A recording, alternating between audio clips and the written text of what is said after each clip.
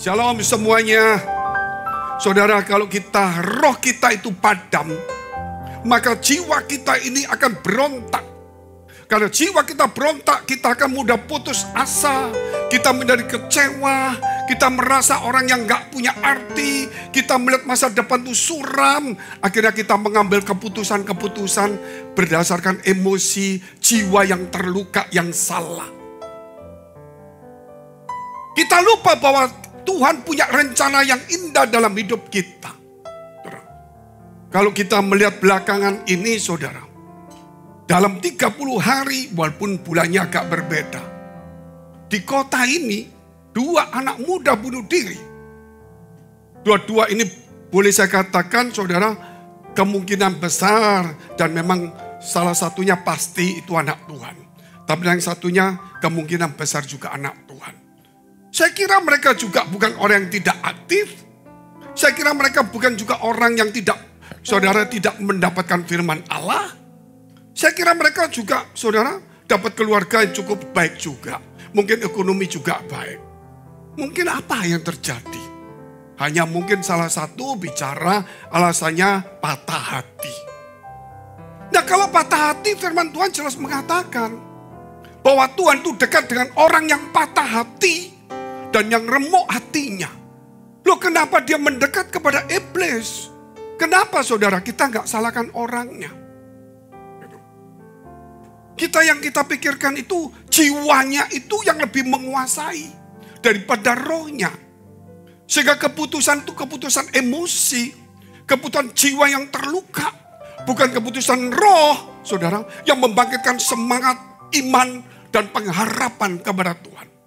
Dan ini bisa menular. Ini adalah tren. Saudara bilang, wah iya Pak, karena dia kan patah hati Pak. Oke, saudara ngomong patah hati. Kalau kita lihat di Korea, orang tidak patah hati. Orang itu artis, orang terkenal, sukses, bunuh diri. Kenapa?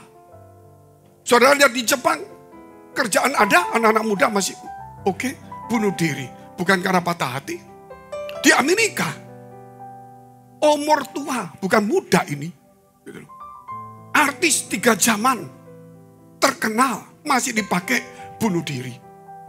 Jadi bunuh diri itu bukan karena patah hati. Bunuh diri bukan karena kecewa dan gagal. Bunuh diri itu jiwa yang terluka. Saudara harus dengar ini baik-baik. Jangan mengambil keputusan, Pak itu patah hati, itu gagal. Saudara menyalahkan kegagalan patah hatinya. Saudara tidak pernah memeriksa bahwa itu pekerjaan iblis. Amin. Orang berhasil, orang tua bukan hanya muda, saudara. Orang sukses bunuh diri. Dan itu tren di Korea, tren di Jepang. Ini kalau nggak diputus, banyak anak-anak muda kita akan nular itu, saudara. Kenapa? Karena di gereja, mereka tidak bangkitkan roh mereka. Jiwa mereka yang lapar dengan entertain, saudara. Jiwa mereka lapar dengan, saudara, hiburan-hiburan. Roh mereka tidak bangkit untuk mengambil satu keputusan. Mengikut Tuhan sungguh-sungguh.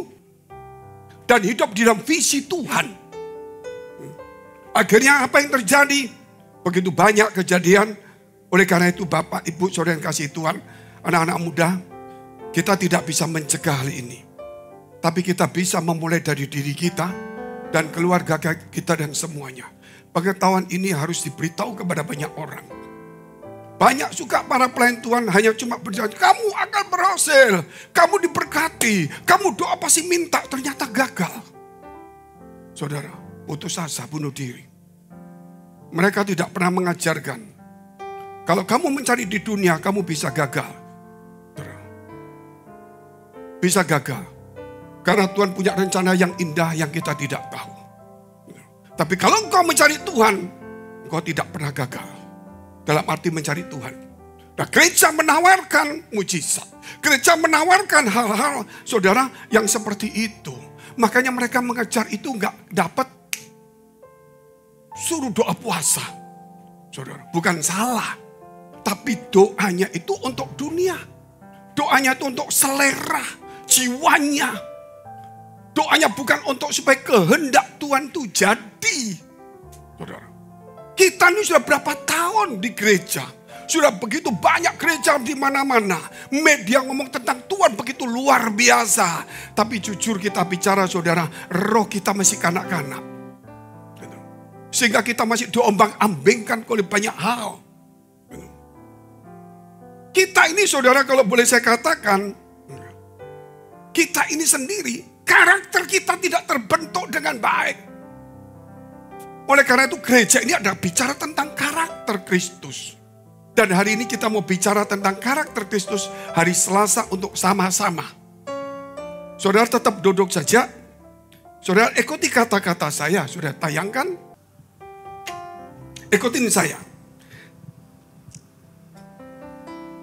Mega Project Karakter Kristus. Mega Project Karakter Kristus. Hari Selasa. Hari Selasa. Belas kasihan. Belas kasihan. Rajin. Rajin. Hormat. Hormat. Kebaikan. Kebaikan.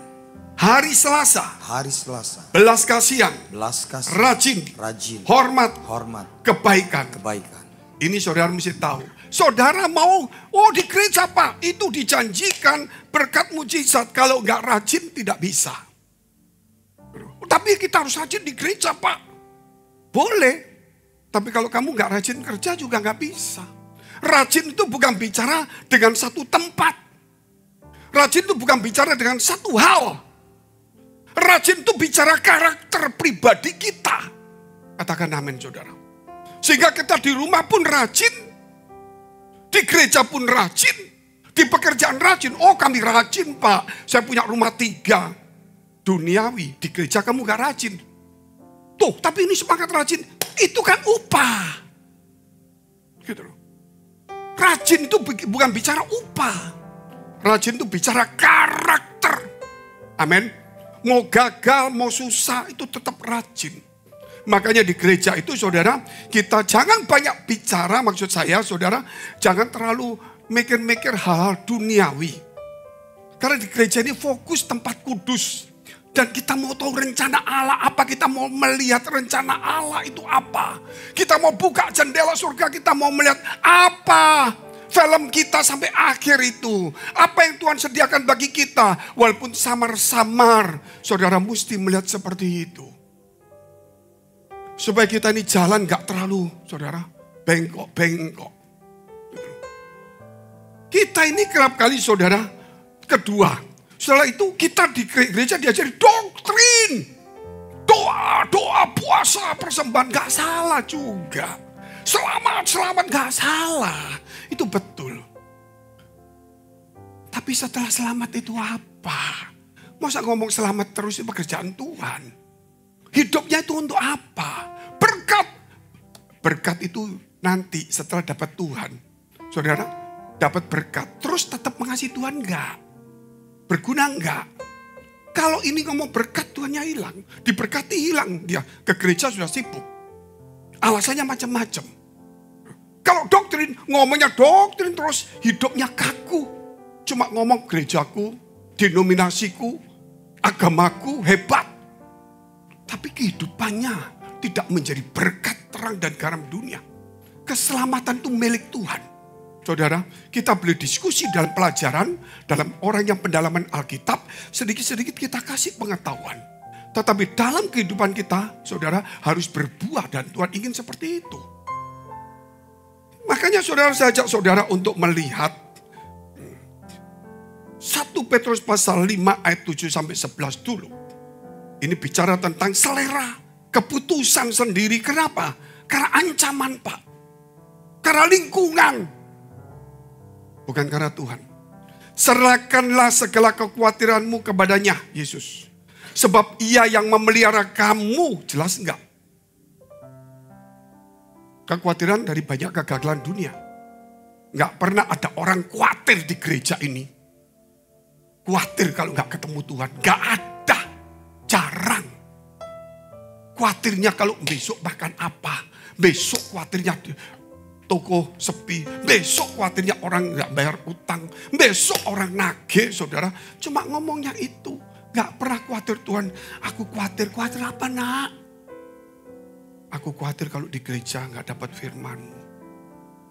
Saya bilang, hati Tuhan itu hancur Bapak Ibu. Hancur. Mungkin 100 itu satu mungkin seperti itu. 99 semuanya cuma duniawi. Makanya serahkan segala khawatirmu kepada aku. Kita lihat ayatnya dulu. Kita habisin sampai ayat 11 saja dulu. Sadarlah dan berjaga-jaga.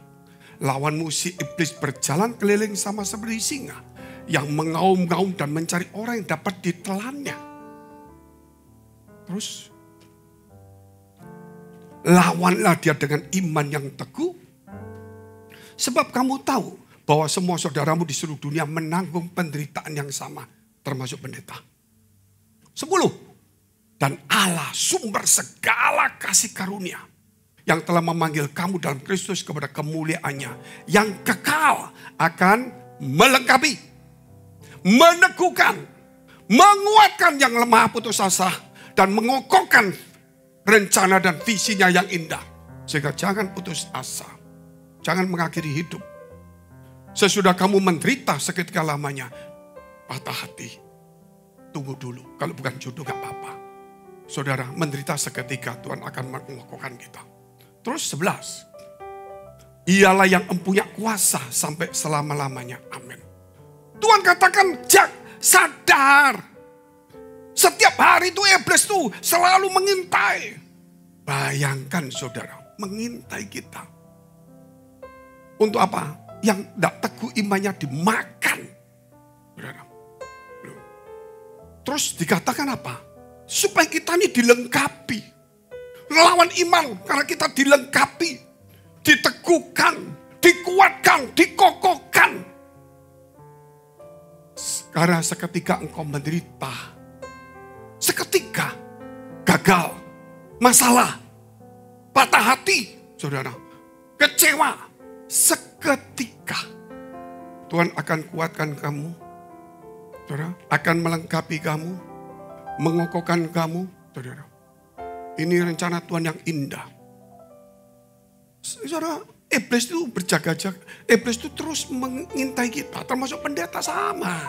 Saudara, kita mesti lawan dengan iman yang teguh. Kalau imannya turun, imannya saudara ada tapi mati. Imannya cuma hanya percaya saja, tidak ada perbuatannya. Kristen itu Kristen cuma kelihatan saja, fisik aja. Kristen itu cuma secara fisik aja tubuh. Nggak ada fungsi. Jadi datang di gereja. Pak, semangat. Kewajiban, rutinitas, upah, jabatan, tugas. Ada enggak kerinduan sama Tuhan? Sedikit, tapi di sini kita lagi bangkitkan semuanya. Amin. Saya ini kita bicara bukan untuk saudara. Ini global karena ini masuk di media juga. Jadi kita tidak memuji gereja kita. Nanti orang bilang, gereja itu puji orang lain. Enggak, kita sama semua. Di gereja sama semua.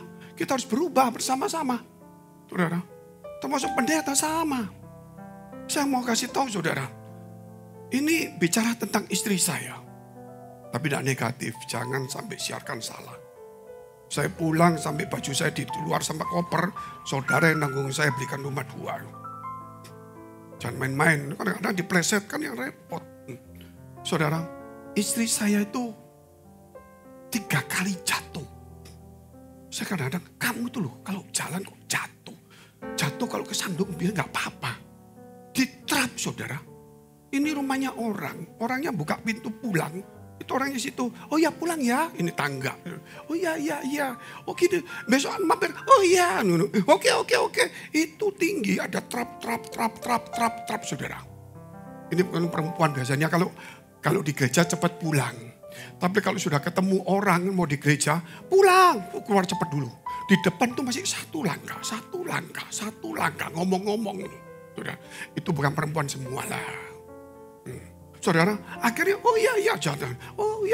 Jangan sampai saya jatuh sungguhan ini saudara.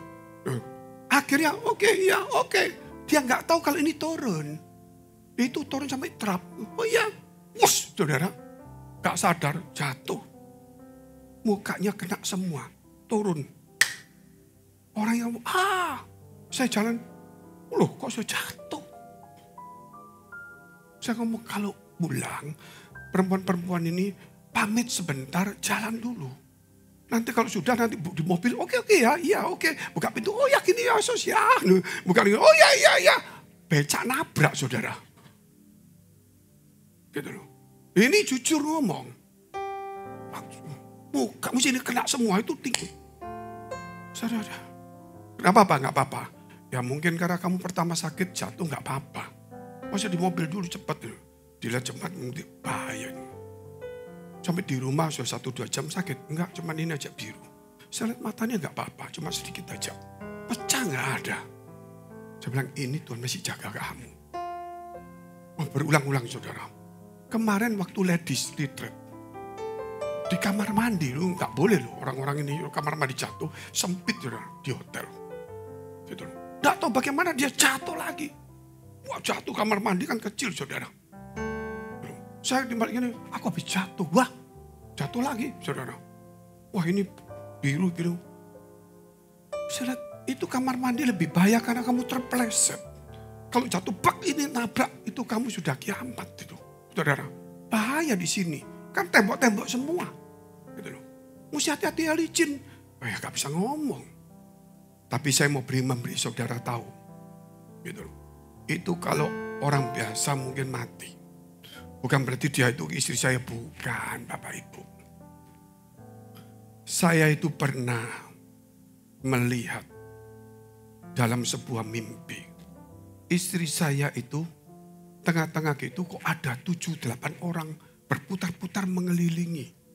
Saya lihat, loh siapa? Kok ngapain gitu saudara? Tiba-tiba salah satu itu ternyata malaikat Tuhan berkata, hari ini beri dia nama. Felice, F-E-L-I-C-E, dari bahasa Itali. Karena artinya dikelilingi malaikat. Oh, makanya visualnya gitu, bacanya sama. Saya bangun, kita mesti pergi toko buku, ngapain? Cari kamus bahasa Itali dulu, kamu mau dagang lagi. Saya juga sering dagang, sudah pergi Itali. Enggak, lihat apa? Kamu namanya Felice. Namaku Indahwati kok Felice, saudara. Sudah indah. Sudah. Akhirnya namain Felice, saudara. Setelah Felice, cek betul artinya dikelilingi malaikat. Saya bilang kalau kamu gak ada mau dikelilingi malaikat. Waduh, mungkin kamu sudah bukan hanya patah-patah. Hari ini untung Tuhan masih menolong kita, saudara. Kalau hari ini saudara bukan jatuh seperti itu, mungkin dalam bentuk lain. Ingatlah, Allah itu masih menopang kita. Amin. Masih menopang kita. Jadi lebih baik dekat kepada Tuhan. Jangan main-main saudara. Kita lihat poin pertama temanya dulu. Dikeluarkan temanya. Karakter dan badai hidup. Semua orang pasti mengalami badai hidup. Gak termasuk pendeta. Poin pertama, kerinduan mendekat Tuhan. Itu harus ada. Jangan sampai tidak ada. Pak, kan kami patah hati, kami remuk hati kami Pak. Suami saya, istri saya, anak saya, orang tua saya, usaha saya. Waduh Pak. Hancur. Terus mau apa? Putusan. Jiwamu yang akan mengambil putusan, iblis akan mengambil alih. Bangkit. Gimana cara bangkit Pak? Satu ayat, saudara tadi sudah saya sebutkan. Mazmur 23 ayat 37. Tuhan itu dekat kepada orang yang patah hati. Dan kepada mereka yang remuk hatinya. Itu Mazmur 23. Atau ada satu lagi ayat lain. Ya coba keluarkan dulu Mazmur 23 ayat 37 dulu, bisa enggak? Oh enggak ada, oh berarti kebalik itu saudara. Bentar ya, saya tulisnya salah ini berarti 30. Saya kali intinya ayat Mazmur itu mengatakan, kalau nggak salah 37 ayat 23 kebalik. Loh betul, memang kadang-kadang handphone ini bagus, kadang-kadang nggak bagus. Nah kalau jiwanya begini, nah robah lagi. Nanti saya mau cerita tentang handphone ini saudara. Kemarin saya juga cerita. Tuhan menetapkan langkah-langkah orang yang hidupnya berkenan kepadanya. Ini. Jadi ditentukan langkah-langkah itu. Bahkan saudara ketika hatimu patah hati, remuk. Itu pun Tuhan itu dekat kepada kita. Kenapa? Dia menetapkan langkah-langkah itu semua. Jadi di sini melalui handphone ini saudara, kerap kali kita juga bisa ambil keputusan yang salah. Tapi Tuhan itu keputusannya benar. Ya. Saya tulis ini tadi saudara, sudah kelihatannya benar atau salah. Ya. Tetapi Tuhan itu tidak pernah salah. Makanya saudara harus dekat Tuhan, tidak ada yang lain. Kalau kita tidak dekat Tuhan, saudara, kerinduan untuk dekat kepada Tuhan. Kenapa? Dia yang menonton langkah kita. Dia yang menetapkan langkah kita, itu dia yang menetapkan. Jangan kita menetapkan sendiri. Gitu. Saudara di gereja apa? Mau minta mujizat? Enggak salah, Tuhan sudah sediain, enggak usah minta. Kalau hanya keperlu aja mungkin saudara sesuatu yang mendesak itu silakan untuk menunjukkan imanmu. Bicara keselamatan Tuhan sudah disediakan, mau ngomong apa lagi? Cari firman Allah, dekati Tuhan. Saya diundang oleh satu orang besar di Jakarta. Kita ngomong firman begitu banyak. Kakaknya, saudara, gak terlalu aktif di gereja. Adiknya ini orang kaya, saudara, super ya, pok besar lah. Pak Fengi tak panggil lo kakakku. Ini orang itu memang orang kaya, super kaya, saudara. Gak gampang. Ketemu saya, cool mukanya, cool. Oh ya, ya saya mau cerita Tuhan. Oh baik, Tuhan memang ada ya. Saudara. Yang ngomong sebentar, oke, ya saya sibuk tinggal dulu ya. Gak sampai 5 menit tinggal pergi. Saya bilang, terus adiknya bilang, kok doa dulu. Adiknya bukan orang muda, sudah usia saudara. Doa dulu. Oh doa, ya doa oke. Waktu doa saudara ini orang gak respon. Saya tinggal berdoa, Tuhan memberkati dia, menolong dia. Saya itu melihat tulisan, jalan dari bawah ke atas. Keajaiban. Hilang. Mungkin doa saya jam, mungkin begini saudara. Saya tidak tahu. Saya cepat-cepat, amin. Saya tidak cerita dulu. Karena orang ini kan tidak respon. Saya turun di bawah. Saya ketemu teman saya. Saya tadi lihat ini. Kita mesti ngomong enggak? Kalau kita ngomong, kejadiannya tahun depan, dia pasti ngomong ini membual. Kalau kita enggak ngomong, minggu depan terjadi, terus kita ngomong, kamu mengada-ada. Kita mesti mikir ini. Terus risiko, kasih tahu aja Pak. Saya kasih tahu naik. Pak, lu kok naik lagi? Iya. Mau ketemu adik saya? Enggak, sama bapak sama adiknya. Datang. Waktu doa Pak. Saya cuma melihat satu. Keajaiban terjadi. Oh iya? Untuk siapa? Ya untuk perusahaan ini. Keajaiban itu berarti Pak. Sesuatu yang tidak bisa diurus lagi.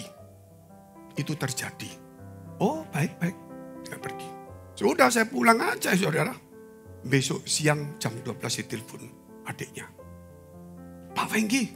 Ya. Ini notaris datang. Loh ada apa Pak notaris? Itu uli saya jujur ngomong aja.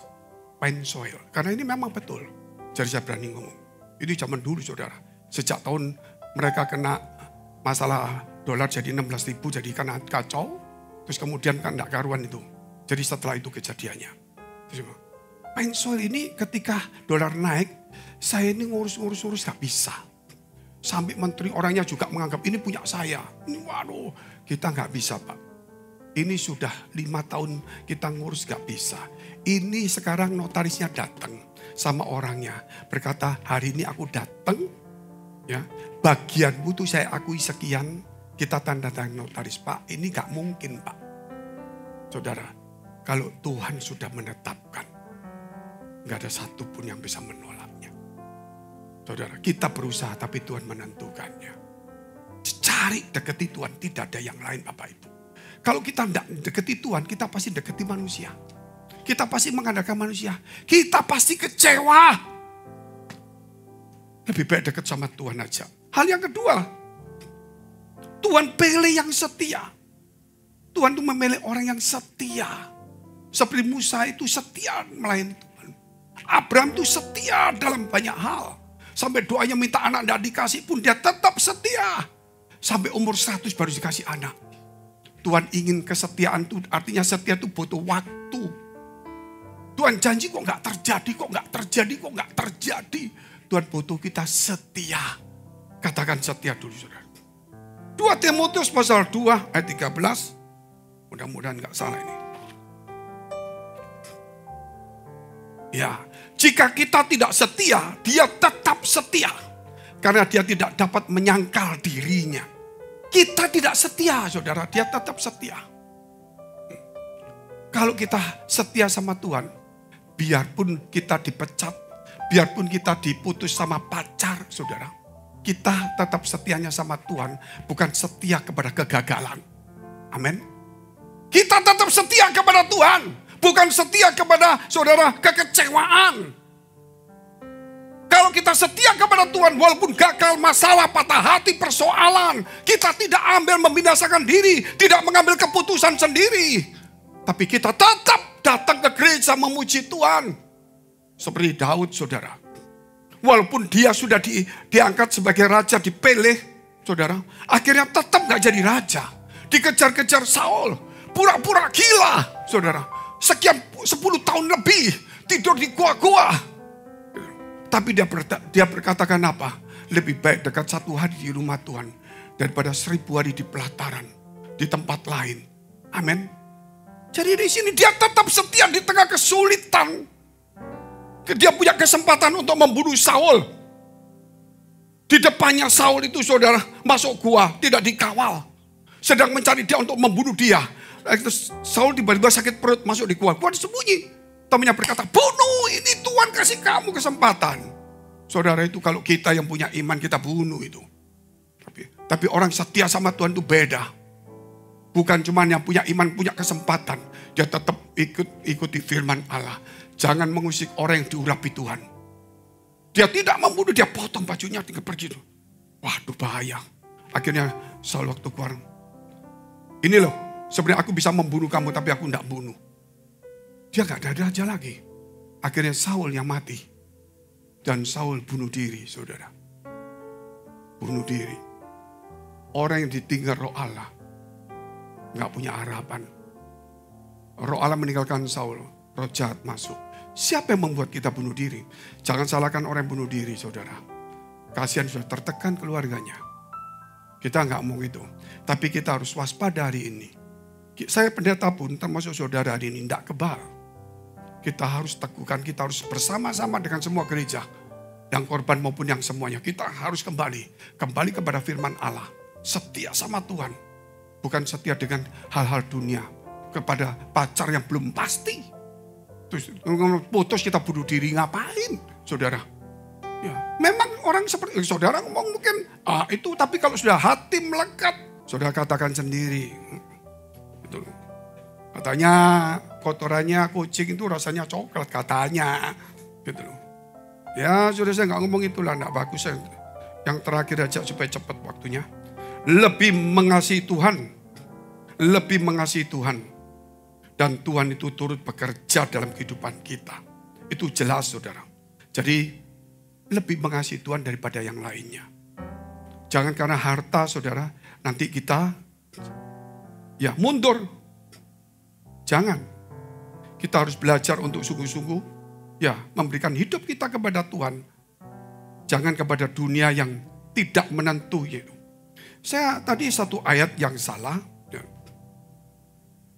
Mazmur 34 ayat 19 atau 18. Kita baca bersama-sama 1, 2, 3. Tuhan itu dekat kepada orang-orang yang patah hati. Dan ia menyelamatkan orang-orang yang remuk jiwanya. Jiwanya remuk itu, saudara. Harapannya gagal. Rohnya, saudara, mungkin saudara, rohnya masih hidup, oke lah. Tapi orang yang mengambil keputusan salah itu jiwanya. Kalau rohnya hidup gak mungkin seperti itu. Iblis itu masuk melalui jiwa saudara. Karena dia ingin mengambil jiwa saudara. Dia ingin mencuri, membunuh, dan membinasakan. Jadi jangan main-main, kita harus cepat mendekat kepada Tuhan. Saya tidak tahu apa yang terjadi besok. Kesulitan kita berbeda, masalah yang kita hadapi berbeda. Jangan cuma fokus kepada bunuh diri, kepada yang lain. Tetapi kita fokus hari ini kepada firman Allah. Lebih mengasihi Tuhan daripada yang lain. Amin. Sehingga ketika engkau gagal dalam usaha, gagal dalam persoalan masalah, engkau tetap tahu, aku kok hilang semua harapannya. Kenapa? Disitulah engkau tahu Tuhan sedang dekat kepadamu. Amin. Engkau hancur hatimu, Tuhan sedang menyelamatkan kamu.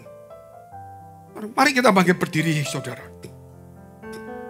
Kalau kita lihat sebetulnya, sebenarnya, sejujurnya, apa sih kelebihan kita?